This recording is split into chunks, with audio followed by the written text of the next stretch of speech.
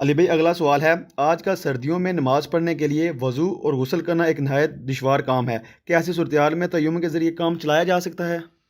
باقی سارے کام تو آپ چلا رہے ہیں، نماز کی باری آئی ہے فوراً تیمم کے اوپر چھلانگ لگا دیتے ہیں۔ تیمم کے لیے بھی کچھ شرائط ہیں، جب اس ایکسٹریم کو پہنچ جائے معاملہ تو پھر آپ کریں۔ آپ کو اللہ نے کئی اور آسانیاں دی ہیں کسی بھی قدغن کے بغیر، کہ جس کو آپ سردیوں میں اویل کر کے آپ اس تکلیف سے بچ سکتے ہیں۔ مثلا میں سمجھتا ہوں سب سے بڑی یہ آسانی ہے کہ آپ پاؤں کا مسح کر لیں جرابوں اور موزوں کے اوپر۔ زیادہ مسئلہ پاؤں کو دھونے کا ہی ہوتا ہے، کیونکہ پاؤں ایک بار ٹھنڈے ہو جائیں نا تو ان کو گرم کرنے کے لیے رضائی کے اندر بھی بعض اوقات نہیں گرم ہو رہے ہوتے۔ ٹھیک ہے، ویسے اس کا بھی طریقہ آپ کو بتا دیتے ہیں۔ یہ جو یہ کولڈ ڈرنکس والی بوٹلز ہوتی ہیں نا، ان کے اندر آپ گرم پانی ڈال کے نا اس کو آپ رضائی میں اندر رکھ لینا، اس کے اوپر پاؤں رکھ لیں تو جلدی گرم ہو جاتے ہیں۔ وہ بھی آپ کو طریقہ بتا رہے ہیں ہم۔ تو اس لیے پاؤں دھونے میں تردد ہوتا ہے، تو وہ آپ کو اللہ نے آسانی دے دی ہے۔ وہ صحیح مسلم میں حدیث ہے مولا علی علیہ السلام سے ہی کہ نبی علیہ السلام نے مقیم کے لیے 1 دن اور 1 رات، اور مسافر کے لیے 3 دن اور 3 رات تک پاؤں پہ مسح کی اجازت دی ہے، اگر وہ موزے پہن لیتا ہے۔ ایک دفعہ وضو کر کے موزے پہن لیں تو آپ 24 گھنٹے تک اس کے اوپر مسح کر سکتے ہیں۔ باقی ایک پورا ڈیٹیل ٹاپک ہے، اس کے اوپر الگ سے میری ویڈیو ہے، آپ جا کے یوٹیوب پہ لکھیں نا جرابوں اور موزوں پہ مسح۔ جرابوں پہ بھی مسح درست ہے، موزوں پہ بھی درست ہے۔ جرابوں کی حدیثیں علیحدہ سے ہیں، اسے جرابین عربی میں کہتے ہیں، اور جو چمڑے کے موزے ہیں انہیں کہتے ہیں خفین۔ خفین کی حدیثیں الگ سے ہیں، یہ دونوں پر درست ہے۔ صرف اس میں ایک چیز ہے، امام ترمذی نے لکھا ہے کہ سلف کا فہم یہ ہے کہ جراب باریک نہیں ہونی چاہیے، موٹی ہونی چاہیے، یعنی ایسی جراب جس سے جسم باہر ڈھلکے نہ۔ تو ہماری عموماً جتنی جرابیں اس وقت ہم پہنتے ہیں نا وہ موٹی جرابیں ہی ہوتی ہیں، سوائے عورتیں جو گرمیوں میں وہ باریک جرابیں پہنتی ہیں، وہ تو کون پہنتا ہے سردیوں میں، اس کو پہنا نہ پہنا برابر، اس سے ٹھنڈ تو رکنی نہیں ہے۔ عام ہماری جتنی جرابیں اس وقت جو چائنا کی یہاں پہ بک رہی ہیں وہ موٹی جراب ہے، تو آپ اس کے اوپر مسح کر سکتے ہیں۔ تو آپ سردی میں کریں، ایک بار فجر کی نماز پڑھ کے تو پہن لیں جرابیں، آپ پھر اگلی فجر پہ جا کے دوبارہ وضو کر لیں۔ تو اس طرح پھر آپ کے پاؤں بھی جو بعض لوگوں کے پھٹ جاتے ہیں تو بڑی آسانی رہتی ہے۔ ظاہر ہے یہ لوگ اس فیسلٹی سے محروم اس لیے بھی کرواتے تھے، وہ کہتے ہیں کہ چمڑوں کے موضوع پہ ہوتا ہے، جو حنفیوں نے ایک مصیبت کھڑی کی ہے۔ وہ میں نے جامعہ ترمذی سے بتا دیا ہے کہ امام حنیفہ نے اس قول سے رجوع کر لیا تھا، امام ترمذی نے نقل کیا ہے۔ پوری میری ویڈیو دیکھیں، الحمدللہ اس کی ایسے کتنی لوگوں کے لیے آسانی ہوئی ہے۔ ورنہ تو آپ کو ایک بڑے سائز کے بوٹ خریدنے پڑ جائیں گے اگر آپ نے چمڑے کے موزے پہن کے تو آفیسز میں جانا ہے، تو لوگ تو بڑے پریشان تھے۔ تو سردیوں کے حوالے سے یہ اللہ تعالیٰ نے ایک آسانی دے دی ہے، تو آپ اس کو اویل کریں۔ باقی چہرہ دھونے میں یا ہاتھ دھونے میں کتنا تردد ہے، اور آج کل تو ویسے ہی آلموسٹ گرم پانی اویلیبل ہوتا ہے۔ گرم پانی نہ بھی ہو، تازہ بھی جو کنویں کا پانی ہے وہ بھی نیم گرم ہی ہوتا ہے۔ یہ بہت ٹھنڈا پانی تو وہ پہاڑی علاقوں میں جا کے یا کوئٹہ کے اندر ہوگا جہاں پہ، وہاں پہ بھی انہوں نے اہتمام کیا ہوتا ہے، نیم گرم پانی اویلیبل ہی ہوتا ہے۔ لہٰذا تیمم پہ اس طرح چھلانگ نہیں لگائی جا سکتی آسانی کے نام کے اوپر۔ تیمم پہ وہ شخص جائے گا کہ جس بندے کو ٹھنڈے پانی کو چھونے سے مر جانے کا اندیشہ ہو، یا بیماری کی ایسی ایکسٹریم کو پہنچنے کا اندیشہ ہو کہ اس کی ریکوری ممکن نہ ہو، یا آپ ایسی جگہ پہ ہوں جہاں پہ آپ کے پاس پانی اویلیبل نہ ہو، تو وہ پھر سورۃ المائدہ میں آئے کہ آپ مٹی سے تیمم کر سکتے ہیں۔ سفر میں ہے تو آپ مٹی کا ایک ڈھیلا رکھ سکتے ہیں، گھر میں بھی آپ مٹی کا ایک ڈھیلا رکھ لیں۔ ماربل کے اوپر نہ کریں کیونکہ وہ اجتہادی مسئلہ ہے، اصل چیز مٹی ہے، ایک ڈھیلا رکھ لیں چھوٹا سا اس پہ۔ اور یہ نہیں ہے کہ وہ اس پہ آپ نے ضروری ہے کہ اس کی گرد اس پہ فیل ہو، نہیں، بس ہاتھ رکھ لیا وہ تیمم کے لیے کافی ہو گیا۔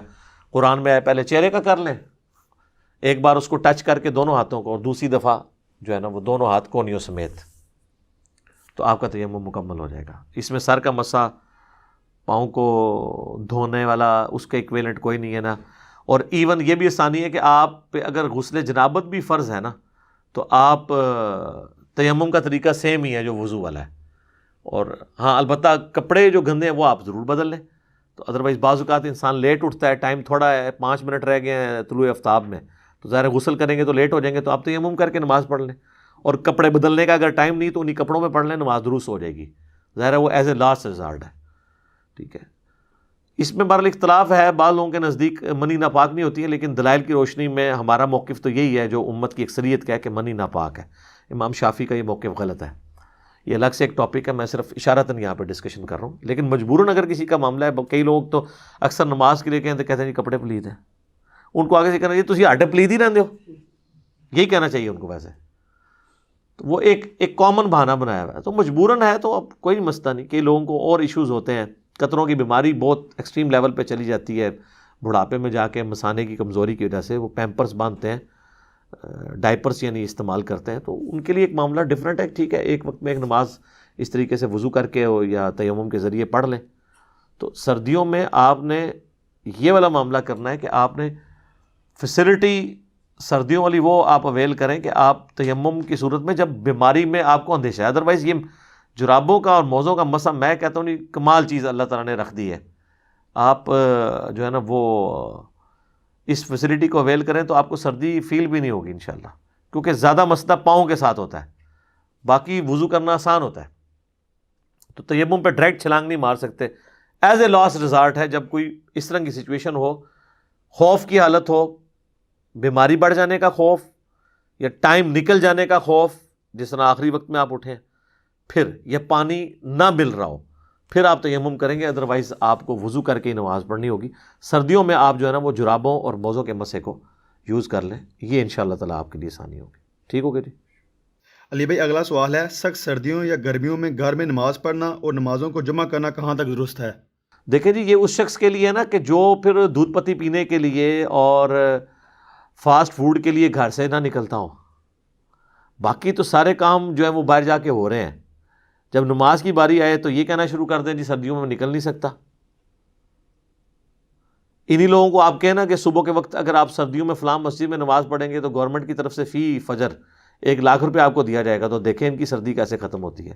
رات کو ڈیرا لگا لیں گے، خیمہ لگا لیں گے وہاں جا کے، یہ کوئی طریقہ نہیں ہے۔ ہاں کسی کو دمے کی بیماری ہے، سانس کی بیماری ہے، بہت ایکسٹریم پہ ہے، بعض لوگوں کے ساتھ واقعی جینون ایشو ہوتا ہے، تو ان کے لیے تو پھر ظاہر ایز اے لاسٹ ریزارٹ اجازت ہے وہ گھر میں وہ نماز پڑھیں۔ چھوٹی موٹی مسئلہ نہیں ہے، جو عام چھوٹی موٹی بیماریوں میں کہتے ہیں ڈاکٹر نے منع کیا ہے، اور ڈاکٹر بھی وہ منع کرتا ہے جس نے خود نماز نہیں پڑھی ہوتی۔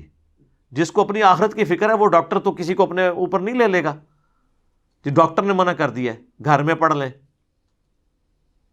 یا مسجد میں بھی جا کے پڑھیں گے جی میرے گھٹنے جو ہے نا وہ تنگ کرتے ہیں تو میں بیٹھ کے نماز پڑھوں گا۔ فرض نماز آپ بیٹھ کے نہیں پڑھیں گے، کھڑے ہو کے ہی پڑھیں گے۔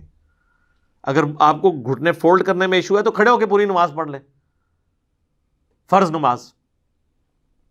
یہی لوگ پالیٹکس کے اوپر ڈسکشن کرتے ہیں مسجد کے دروازے پہ آدھا گھنٹہ، اور مسجد میں جا کے بیٹھ جاتے ہیں، نہیں جی وہ تھک جاتے ہیں۔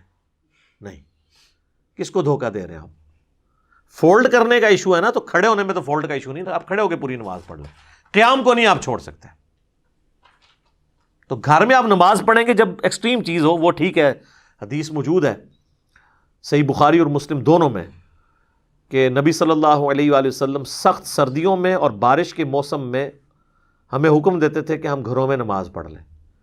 ایون صحیح بخاری میں آتا ہے کہ نبی علیہ السلام اذان میں یہ الفاظ ایڈ کروا دیتے تھے، صلو فی الرحال، اپنے گھروں ہی میں نماز پڑھ لو۔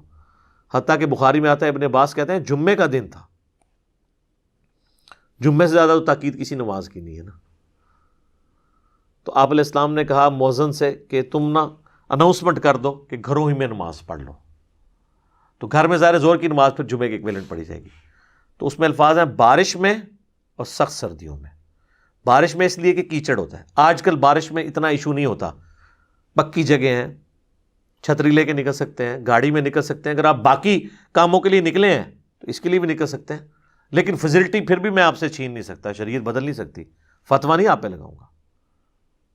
اگر آپ پھر بھی گھر میں نماز پڑھ لیتے ہیں، بخاری مسلم میں حدیث ہے، اطبان بن مالک ایک صحابی حضور کے پاس حاضر ہوئے، یا رسول اللہ آپ کو پتہ ہے مدینے میں ندی نالے بھی بہتے ہیں، بارش کے موسم میں بعض اوقات پہنچنا مشکل ہو جاتا ہے، تو آپ میرے گھر تشریف لے آئیں، میرے گھر کے کونے میں آپ نماز پڑھ لیں، میں اس کو اپنی سجدہ گاہ بنا لوں گا، نبی کی ایک بابرکت جگہ۔ تو حضور علیہ السلام پھر ایک دن ان کے گھر تشریف لے گئے، اور جب محلے والوں کو پتہ چلا، وہ بھی محلے میں والے لوگ بھی اکٹھے ہو گئے، کوئی حلوہ پکا کے لے آیا، کوئی چیز کہ حضور علیہ السلام ہمارے محلے میں آئے۔ پھر آپ نے فرمایا بتاؤ کدھر نماز پڑھنی، ان کا ادھر پڑھ دیں۔ تو انہوں نے وہ مسجد بعید بنا لی اپنے گھر میں، لیکن کب؟ جب موسم خراب ہوتا تھا، جب نکلنا محال ہو جاتا تھا۔ تو وہ آپ ٹھیک ہے گھر میں ایک جگہ مختص کر لیں, ایک لکڑی کا جانواز بنوا کے رکھ لیں تاکہ پلید ہونے والا چکر نہ ہو, یا الگ سے کوئی ایک کونا مختص کر لیں گھر کے لیے جہاں پہ گھر کی عورتیں, چونکہ عورتوں پہ تو جماعت نہیں ہے, بچوں پہ بھی نہیں, وہ گھر میں نماز پڑھ سکتے ہیں, تو آپ بھی کبھی کبھار پڑھ لیں.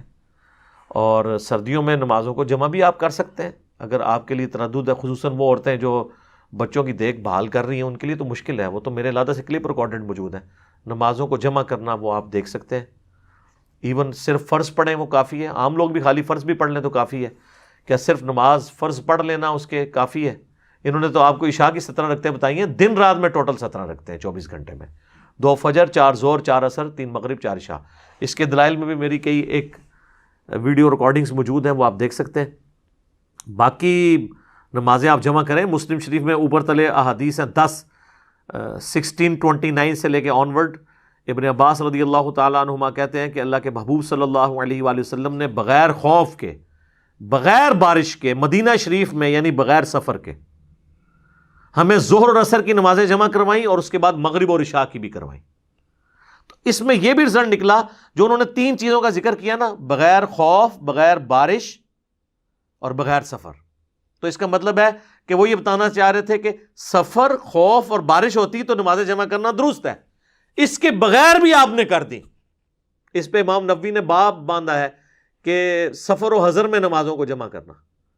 تو سفر میں جمع کرنا, بارش میں جمع کرنا, اور خوف کی حالت میں جب دشمن کا خوف ہو یا فجر کے وقت کتے کاٹ جانے کا خوف ہو, بعض لوگوں کو یہ بھی ہوتا ہے, تو آپ نمازیں جمع کر سکتے ہیں. اس کے علاوہ بھی عام مقیم بھی جمع کر سکتا ہے.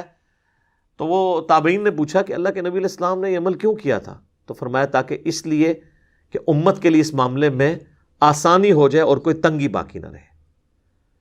تو آپ نے ظہر عصر کو جمع کیا اور اس کے بعد مغرب اور عشاء کو بھی کیا. تینوں طریقے سے سنت ہے. ظہر کے ساتھ عصر پڑھ لے تب بھی سنت, ظہر اتنی ڈیلے کی کہ عصر کا وقت شروع ہو گیا اور پہلے ظہر پڑھی اور پھر عصر کے 4 فرض پڑھے, یہ بھی سنت, اور سینٹر میں پڑھی تب بھی سنت. جمع تقدیم, جمع تاخیر اور جمع سوری, ظہر آخری وقت میں, عصر اول وقت میں, یہ بھی سنت ہے. اور اس سنت پہ تو حنفی بھی قائل ہے. تو نبی علیہ السلام نے امت کے لیے آسانی رکھی ہے, امت کے علماء نے ان سے چھین لی. اس پہ میری الگ سے ریکارڈنگز موجود ہیں ان کے سارے وسوسوں کے, جو انہوں نے اس کو کاؤنٹر کرنے کے لیے کمزور دلائل دیے تھے. ایک ایک چیز کا میں نے جواب دیا. آپ یوٹیوب پہ جا کے لکھیں نمازوں کو جمع کرنا حرام, آگے سوالیہ نشان, تو میری ویڈیو کھل جائے گی. تو اس میں نے بتایا. تو سردی کی حالت میں آپ اگر بہت ایکسٹریم بیماری میں ہیں, ایسی بیماری کے جو بڑھ جانے کا اندیشہ ہے, یا آپ کو خوف ہے باہر دشمن کا, تو پھر آپ گھر میں نماز مرد پڑھ سکتا ہے. ادروائز آپ مسجد میں ہی آ کے نماز پڑھیں گے. اس طرح بالکل کلین چٹ نہیں دی جا سکتی, لیکن جہاں پہ آسانی ہے وہ ضرور ویل کریں. بوڑھوں کے لیے جس طرح ابھی کرونا وائرس کا ایک ایشو آیا ہوا ہے, اور بوڑھے لوگوں کے لیے چونکہ ونریبل ہیں, وہ جلدی بیماری پکڑ سکتے ہیں, تو ٹھیک ہے گھروں میں پڑھ لیں, کوئی حرج نہیں ہے. نمازیں جمع کرنا چاہتے ہیں اور ایسی جمع کر لیں جس میں کسی کو اعتراض نہ ہو, اور وہ جمع سوری ہے یعنی ظہر آخری وقت میں, یعنی عصر کا وقت داخل ہونے سے 10 منٹ پہلے آپ وضو کریں, ظہر کی نماز پڑھیں, اور جیسے ہی عصر کا وقت داخل ہو آپ عصر پڑھ لیں. تو یہ تو حنفیوں کے نزدیک بھی غلط نہیں ہے, اسے جمع سوری کہتے ہیں, تو یہ تو ان کے نزدیک بھی جائز ہے. اس طرح مغرب اور عشاء کو بھی جمع کیا جا سکتا ہے, تو اس طرح کا جمع کرنا ان کے نزدیک بھی جائز ہے. تو لہٰذا کوئی کسی کی قدغن کوئی نہیں اس کے اوپر لگا سکتا. ٹھیک ہو گیا جی, جزاک اللہ.